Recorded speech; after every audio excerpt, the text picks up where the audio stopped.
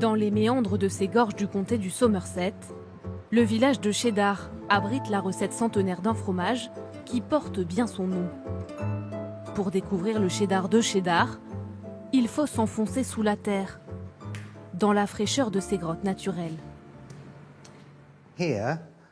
Ici, il fait environ 11-12 degrés toute l'année.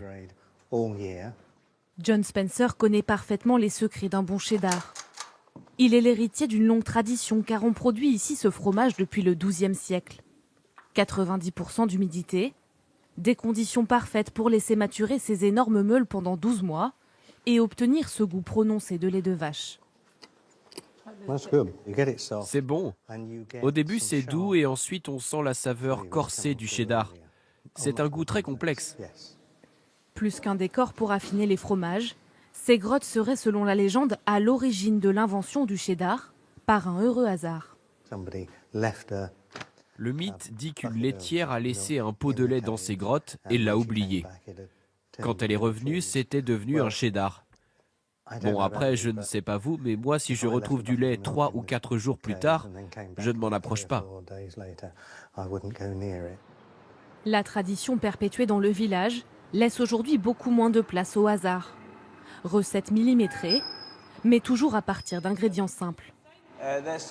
Ça, c'est du lait, de la présure et des levures. Du lait qui, une fois caillé, est ensuite malaxé à la main par William Rees, le fromager de l'entreprise, pour en extraire tout le liquide, le petit lait. C'est ce qu'on appelle la cheddarisation. Pour l'instant, les blocs ont encore un peu une texture dense comme de la mozzarella.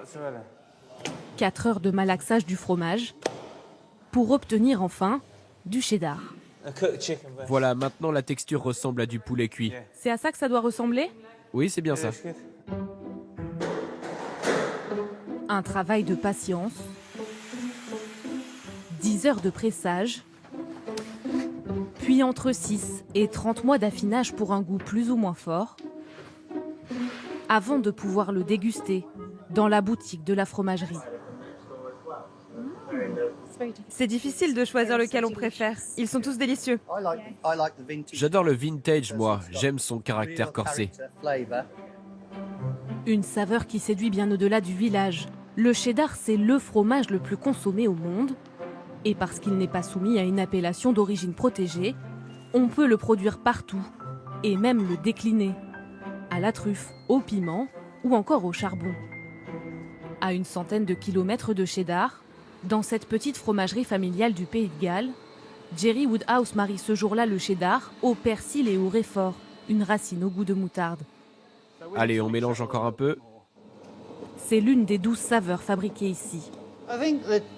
Les ingrédients qu'on utilise font ressortir le goût du fromage. Ça attire de nouveaux consommateurs.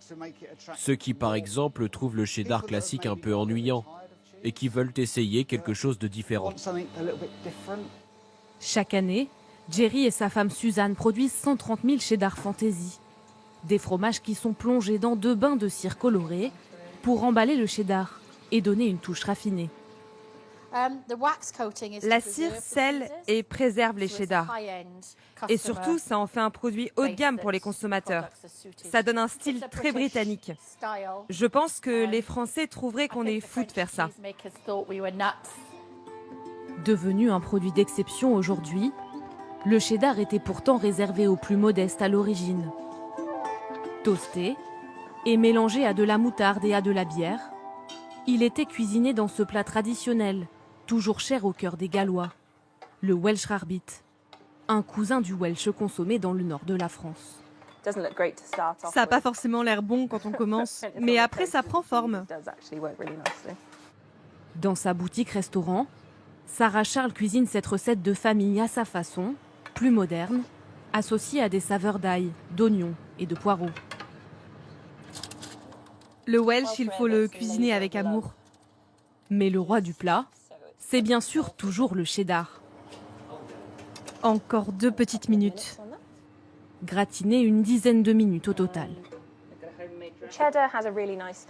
Le cheddar a un arrière-goût parfait pour le Welsh Rarebit. Son côté suave, chaleureux, gras, c'est ce qu'on recherche. Et puis ils font parfaitement sur le toast. Et ils donnent cet aspect gourmand doré. Bien plus qu'un simple toast au fromage, un toast au cheddar. Saveur mélangée de terroir et d'enfance à chaque bouchée, qui trône dans le cœur des Britanniques.